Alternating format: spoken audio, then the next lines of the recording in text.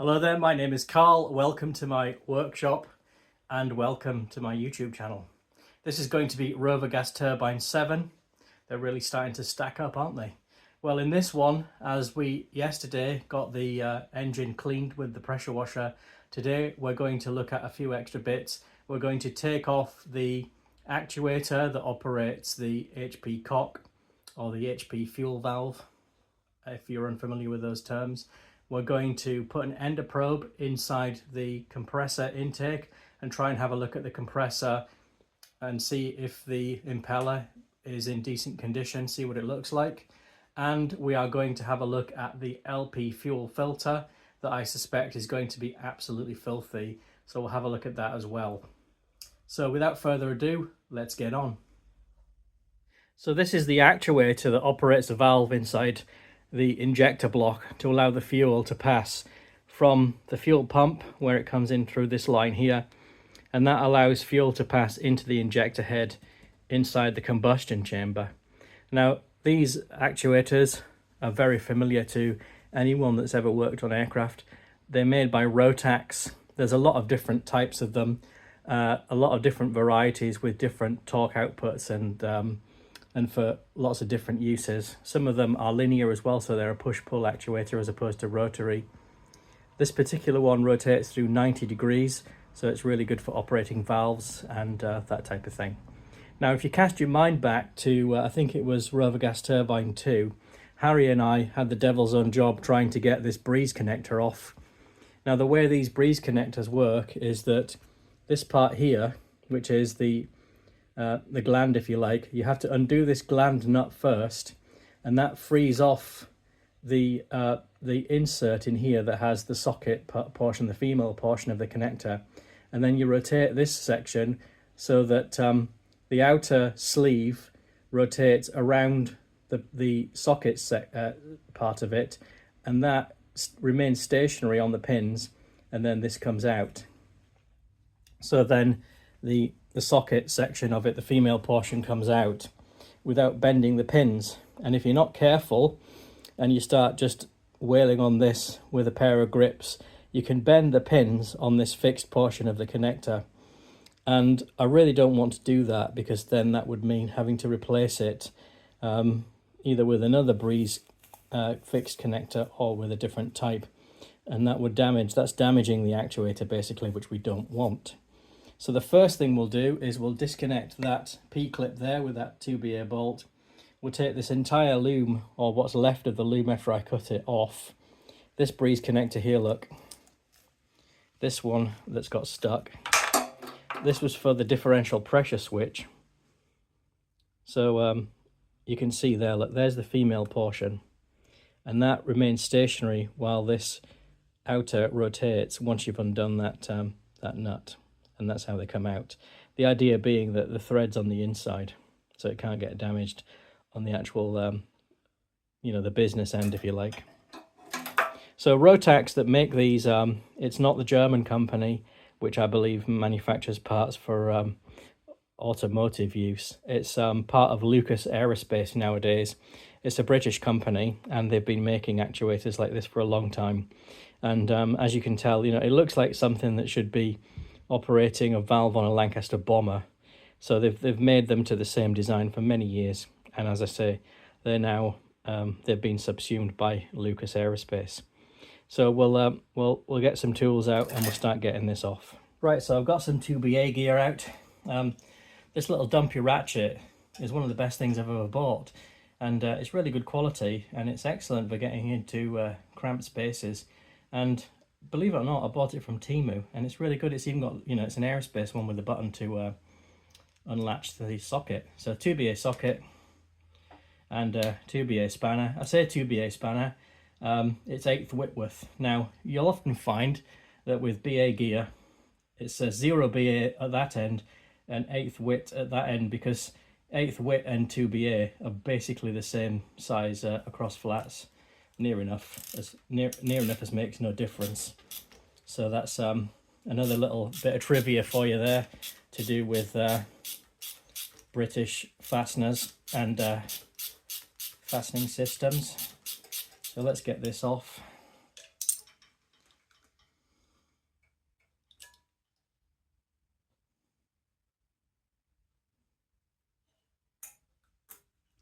Right, so we'll chuck that P-clip and 2BA nut and bolt in a tub and forget about it for 6 months, and then we'll move over to the actuator next. Right, so we're on to the actuator now. We don't have to worry about the breeze plug anymore because the whole loom is free now, hanging in the breeze, if you'll pardon the pun. So we can work on that on the bench once this is off.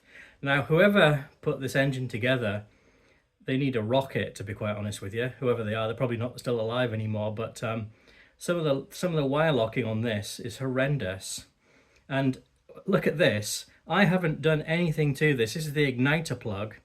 It's not wire locked at all, and neither is this end. This is where the cable assembly comes into the igniter plug.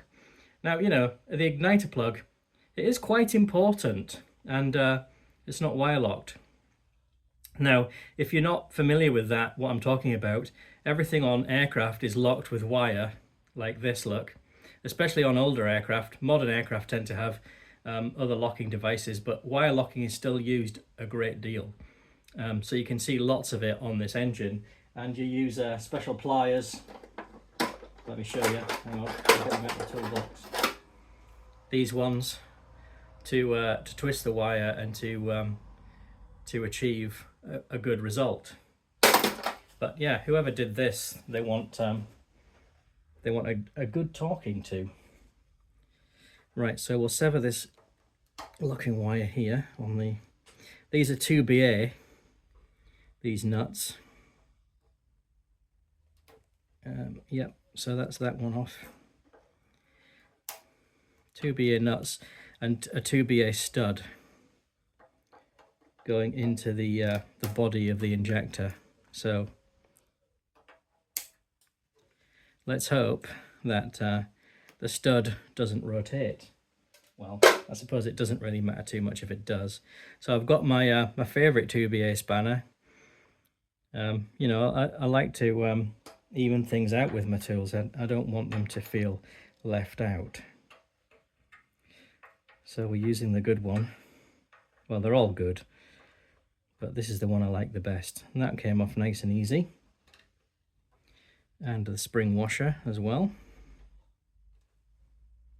So yeah, belt and braces, spring washer and wire locked, which is what we like to see. That's good. Is there a flat washer? Yes, there is. Look at that. There is. Right, we'll get that flat washer off as well. I think I might have bumped the camera there, so apologies if it shifted. Come on, you. Off it comes. That's it. Right, I'll take the other one off camera because there might be some swearing involved because it's down there. Inside here, essentially, there's going to be, well, I say there's going to be, there will most likely be an Oldham's coupling between the output of the actuator and the valve that it operates inside there, just to take up any discrepancy in the alignment. So I'll get the other nut off and then we'll whip this off.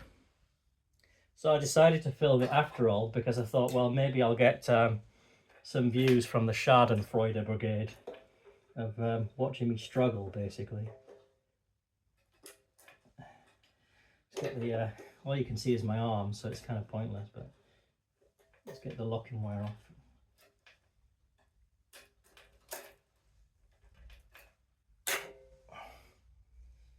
I think that's it gone.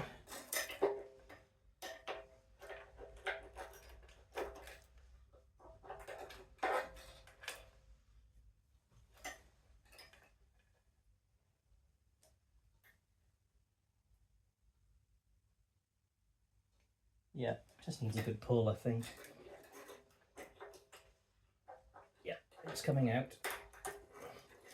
Right, that's that out. Get the 2BA spanner in there now. Try not to stick my head in the way.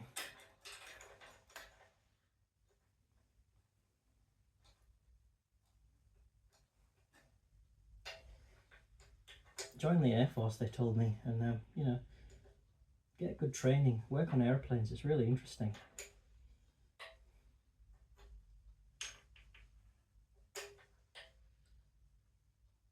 they were right. Okay, right.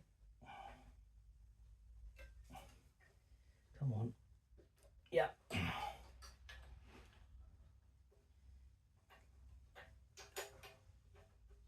I remember once I was working with a man who's a good friend of mine, and we were changing a valve inside the wing of an aircraft, and it was notoriously difficult to get to, and he was undoing a bolt on a clamp that had to come off to disconnect some pipe work, and I heard him say to himself under his breath, "Righty tighty, lefty loosey," and I said to him, "Hold on a second, are you sure you should be in this environment if you're having to say that to yourself?" But yeah, I think we've all had to say that to ourselves, haven't we? Especially when you're upside down, hanging in through a hole with your tools at arm's length, and your general kind of sense of what's up and down has been completely skewed. Right, I'll bring you back. Right, so this is the moment, with any luck, that Rotax actuator should just slide off there now, with it may need some persuasion, we'll see. So hopefully you can see, I think oh, it's moving. You're moving it!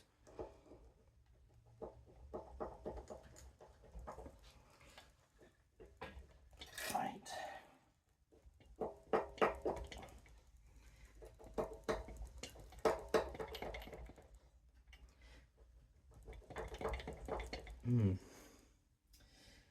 Yes.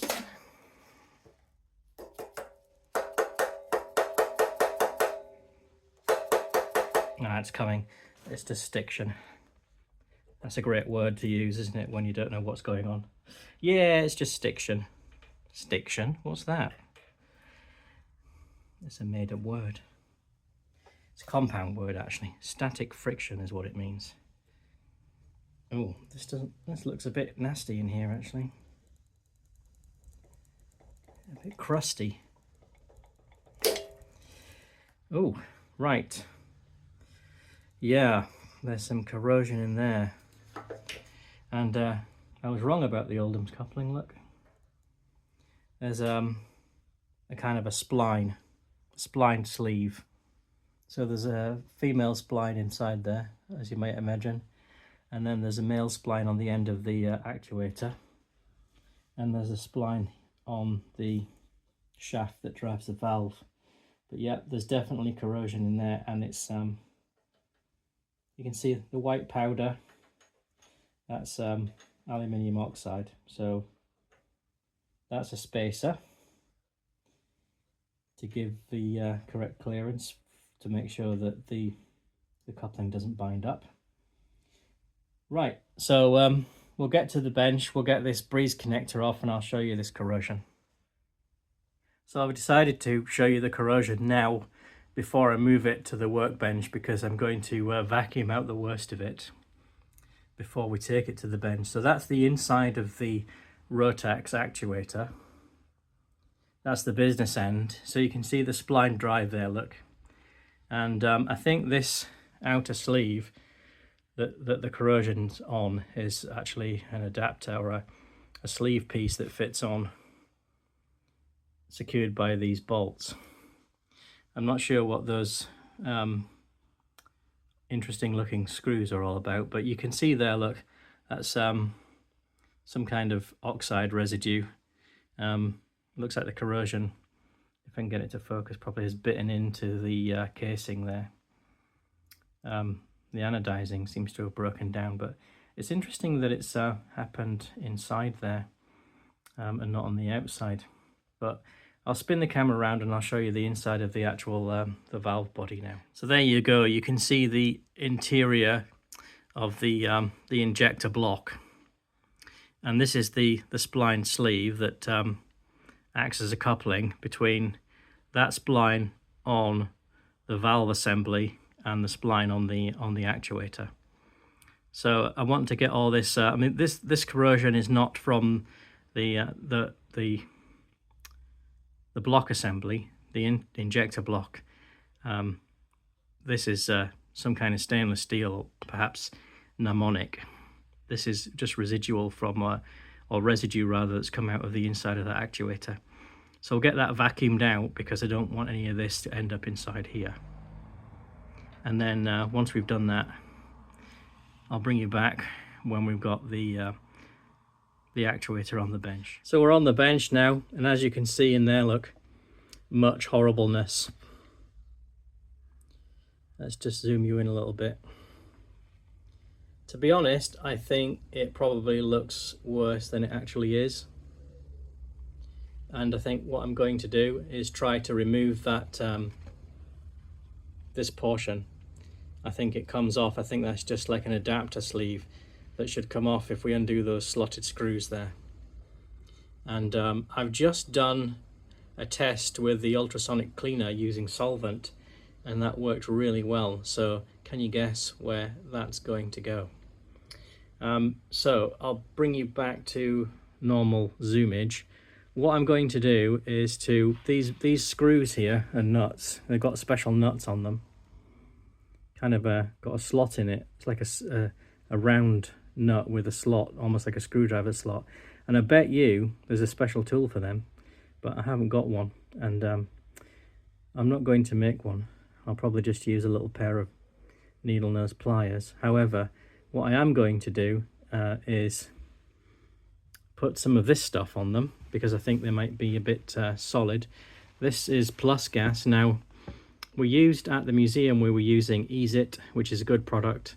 This stuff is the bee's knees. This is the proper stuff, the hard stuff. This is what my granddad used to use, and that fact alone is enough of a reason to use it. So we'll put some of that on the breeze connector as well. So we'll put some on the breeze plug.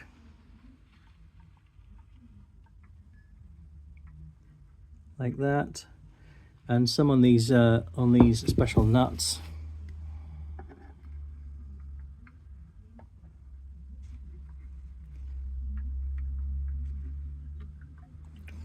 And then what I think I'll do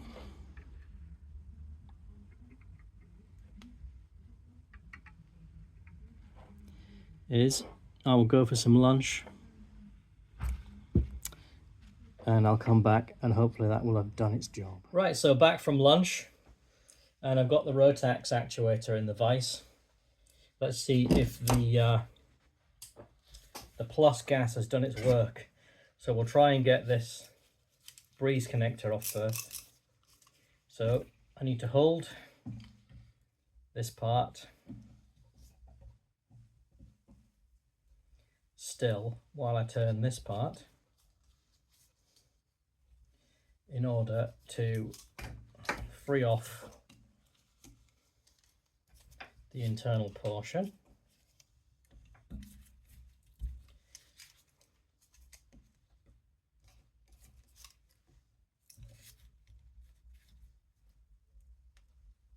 Yep. So I suspect that the plus gas has done its job because it's coming off, look. But you know, I might never know whether it was just an access issue because it looked pretty clean. So that's undone now. That means that this part now will rotate and the inner part will remain stationary, so we won't bend the pins, he says. Right, I think we'll get the other grips on it because I'll put some tape around them to protect things. Oh, yeah, that doesn't look great, does it? So that looks to me as if that's all turning. So what I'm going to do is I think I'm going to get some plus gas down inside there, because that should rotate independently of the insert now. I really don't want to bend the pins. There's 3 pins in there. Don't want to bend them. So I'll get some plus gas down there, and let's leave that to soak for a little while.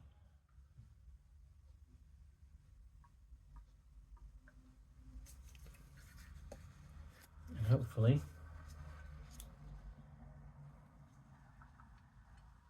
that should do the job. Now I've seen that corrosion on the business end of this actuator, I'm a little bit concerned about the rest of it now, so we shall see. I'll bring you back after a couple of minutes when that's had a chance to soak in. So whilst we're waiting for the plus gas to do its work, I thought what we could do is have a bit of an endoprobe examination of the compressor rotor through the intakes. Now, just to give you a bit of an orientation as to what we're going to be looking at or what we want to see, this is a page out of the AP, rotating parts assembly, so that's the compressor and turbine shaft there. So what we have is these rotating guide vanes, and then we have the compressor impeller itself, or the compressor rotor as it's called here, and that's got these straight vanes on it.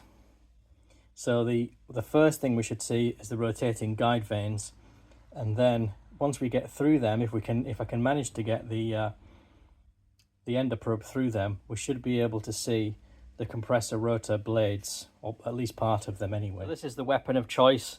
It's just a cheaper Parkside one, but it's really good. And it's got LEDs on the end as well, as you can see there, so we'll have some light when we're inside there as well. People do like to denigrate Parkside tools, I think, and they really shouldn't, because they're absolutely excellent for the price, and I've got lots of them and they're really good.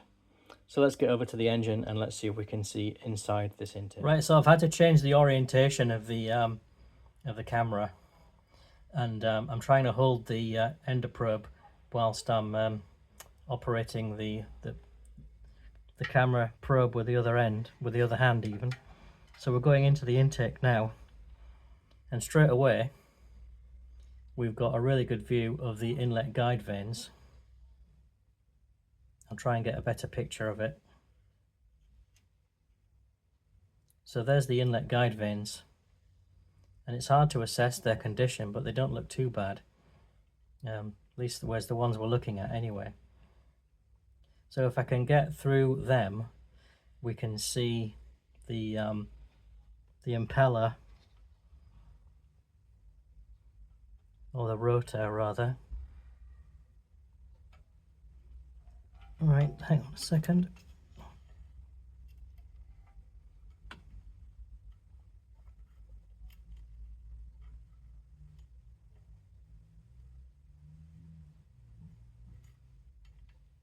Right, I think I'm going to have to reposition.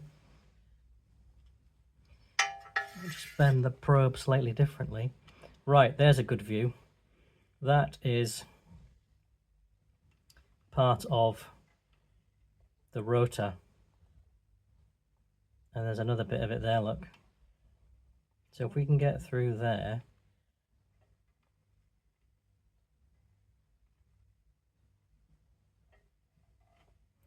I think we had a better view a bit of it before. So you can see it there. It does look a bit crusty, doesn't it? That looks to be one of the vanes. There is potentially corrosion on that. Really what we need to do is get in there and have a proper look at it. Right, so after that endo probing, let's see if the plus gas has done its job and this thing is going to play.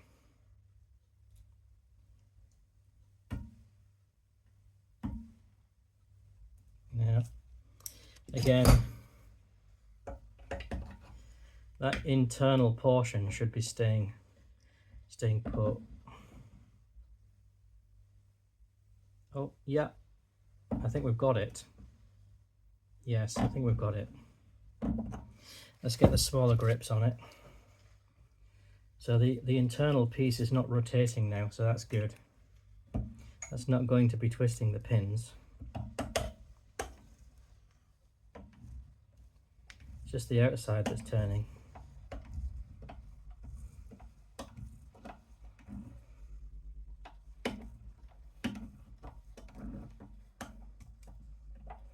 So it does look like the plus gas was required, and it wasn't simply a case when we were actually in the rub hanger and the engine was in situ in the nacelle.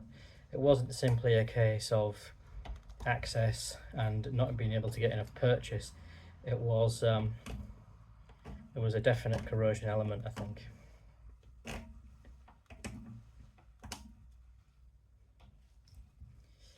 And I think the pins are safe now, because it certainly wouldn't be turning as easily as this if they were twisting and breaking.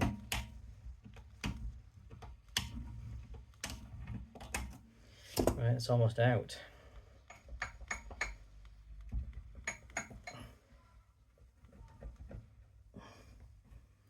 What we'll probably find now is that the pins have corroded to the female portion. Let's see if we can turn that a bit more.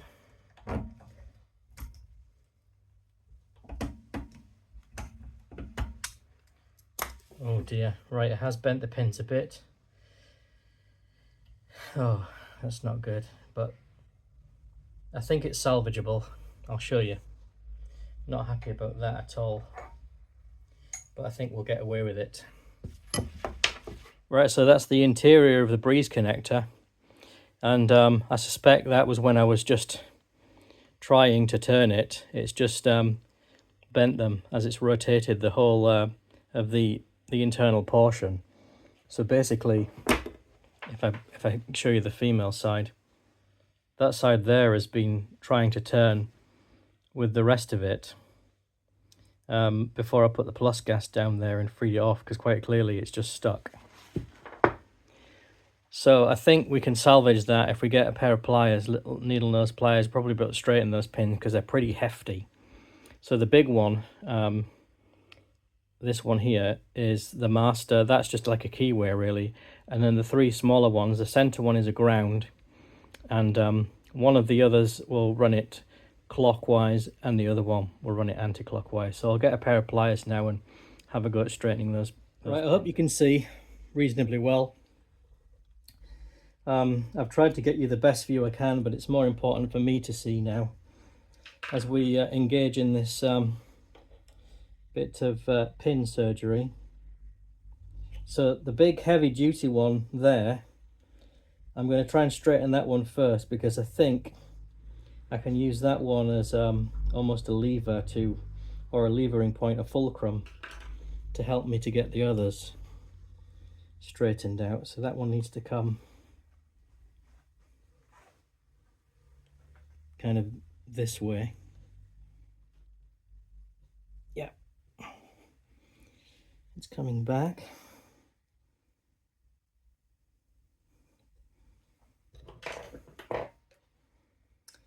Right, that one's not too bad now. So now this one needs to come that way. So let's get the pliers on it.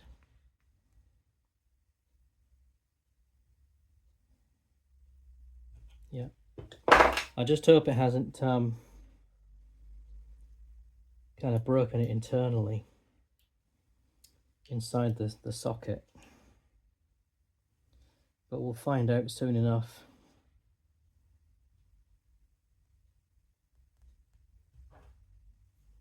Right, that's straight now, or relatively.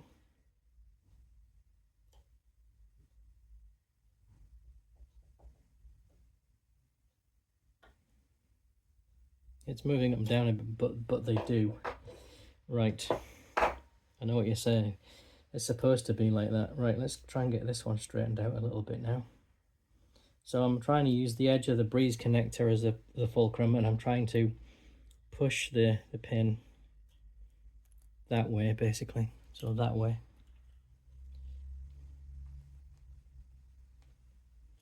Which I have managed to do.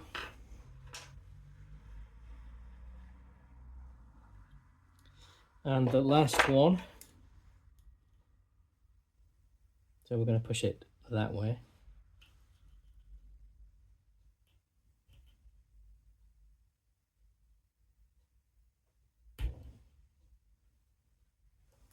Right, there we are.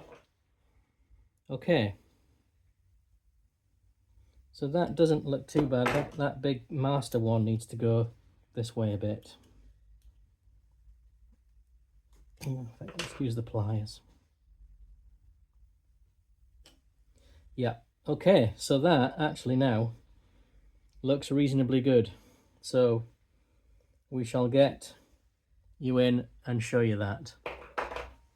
So there you go. I mean, it would have been nice had they not got bent, but I think we've managed to salvage it.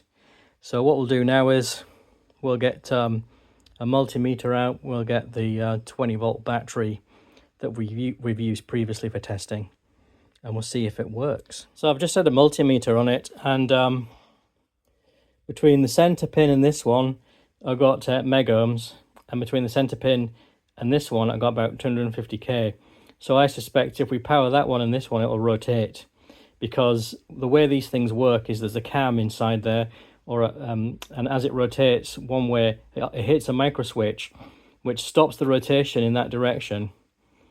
So I think it's primed to run in the opposite direction. So it's primed to run on these two. So we'll find out in a minute. I'll get the battery. So we're ready to go for a test of the actuator. I've got the cables connected to the battery, and I've just stripped the very end of them so they'll make contact with the pins and no more. Now these things make a very distinctive noise. There was one of these in the 4A services compartment on the Nimrod that operated a fuel valve, and I can still remember the sound it made to this day. So hopefully I am very shortly going to hear that sound, and so are you, if it works. So let's give it a go. So we want the ground wire, or the negative, on the central pin, and then we want to be on that pin.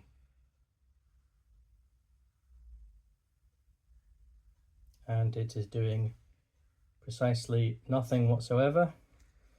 So let's try the other pin.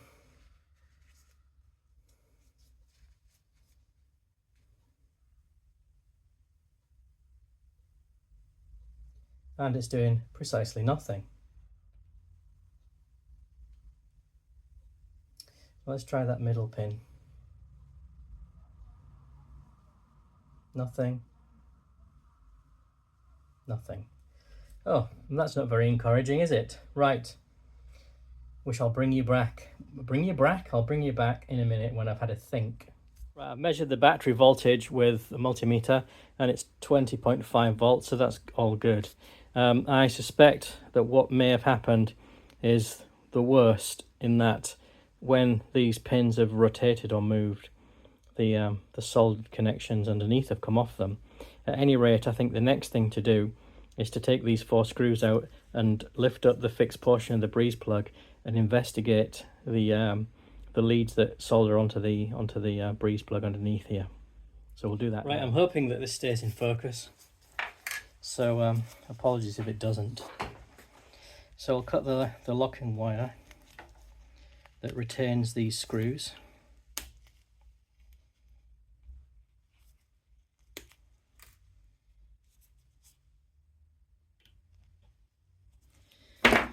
And we'll get it off.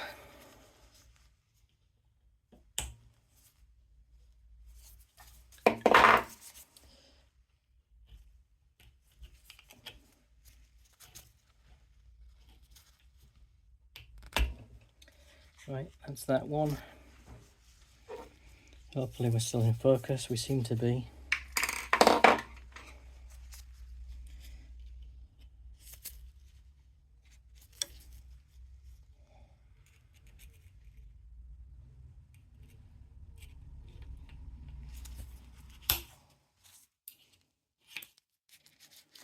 That's that one.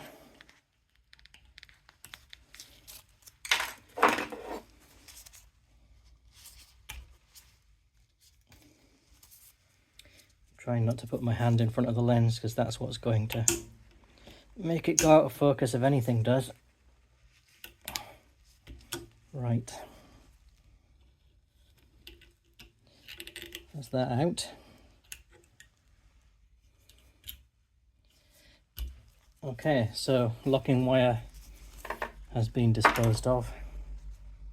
Let's get these screws out if we can. Oh yeah, that's coming undone without too much issue.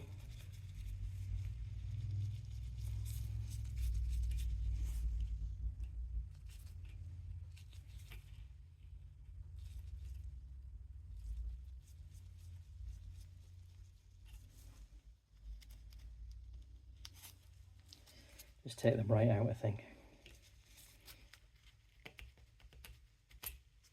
That's one out.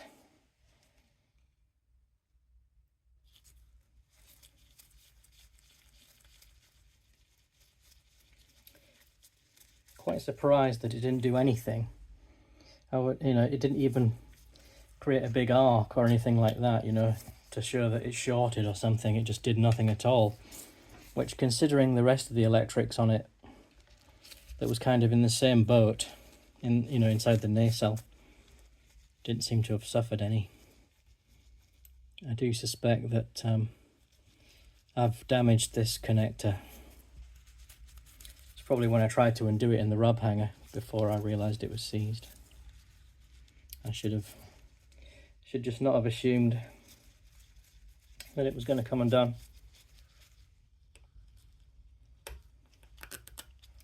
That's that one off. Last one now.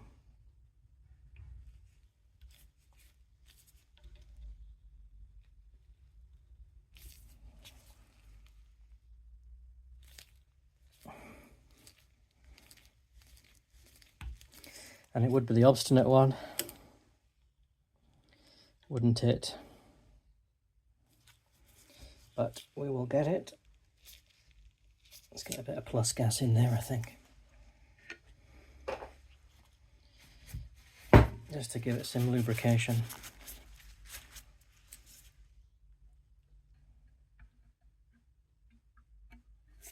Because I don't want to damage anything else. Of course, I'm rather assuming that I have damaged it, but it would explain a lot.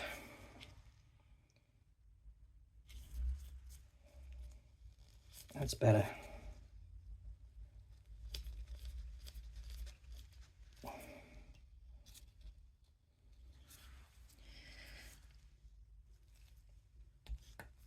Oh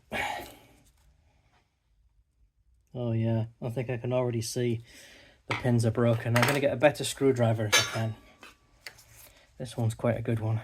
It's got a nice, decent blade on it.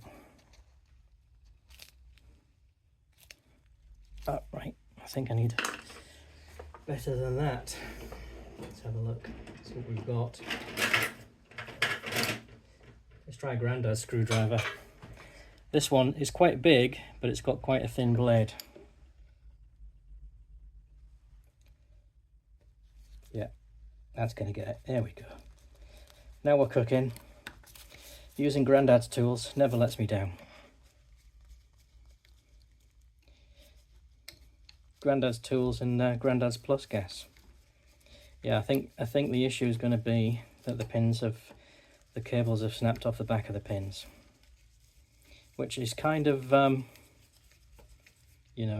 what we suspected, and hardly surprising, I would say.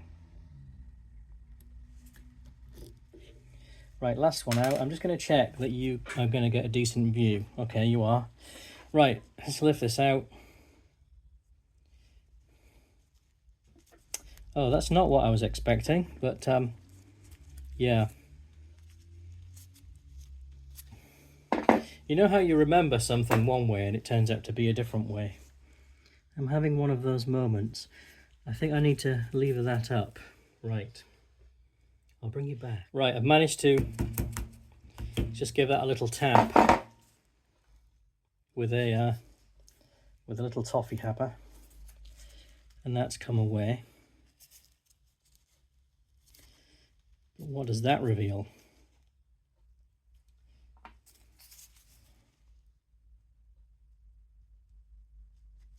Not a great deal.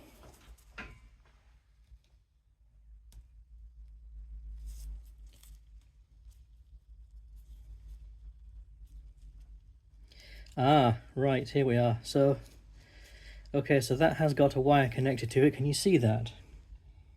Yeah, that's got a wire connected to it. This one has got a wire connected to it. That one has too, but it doesn't look happy. This one is just like I said, the master pin. So let's try it with the battery again now. These are crimped on. I wonder if it's, yeah, they seem pretty solid. But we'll try it again with the battery. I'll get that now. So what I've done this time is I've used one of these Wago connectors, and to try and get a better contact, just in case that was part of the issue. So I've got the central pin, and as you look at it from this direction, it would be the left-hand pin. So the center pin is connected to the negative terminal of the battery. Let's try and connect it to the positive on the other one. Right, so we're getting absolutely nothing whatsoever. It's not even giving me an arc from the battery to show that current's flowing. Right, so we'll try and swap this round to the other one and see if that makes any difference. So we'll put this one in there. Right, so the center one again to ground, which it is. And we'll try the positive on the other one. Yeah, absolutely nothing whatsoever. Not a glimmer, not even an arc. So at this point, we're at what we used to refer to in RAF engineering as the FIR point. Further investigation required. Right guys, I'm going to call the video there.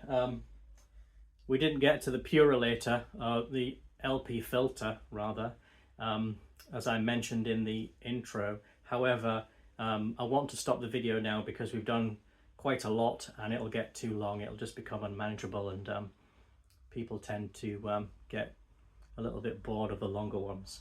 So we'll stop it there. Obviously I need to do some further research work and investigation into that rotary actuator to find out what's wrong with it. And we need to look further into this corrosion problem in the injector block and a few other bits and pieces. So the next video will be, again, quite interesting. I'm hoping it'll be about the Rotax actuator, so we'll soon see about that. Thank you very much for joining me in the workshop and looking at the engine with me. Thank you very much for subscribing. I think I've had about 10 new subscribers over the last week, so that's really good. I mean, I'm really pleased to see that. So thank you for that. If you're not subscribed and you're watching this and you're enjoying it, please do subscribe. It doesn't cost you anything, and I will appear magically to the device in your pocket by the miracle of modern technology. Please do give me a like. That really helps to boost me up as well. Not just boost me up personally, but also brings me up the chain in terms of the YouTube algorithm, whatever that is. So thanks again everybody, and I hope you enjoyed it, and I'll see you again on the next one.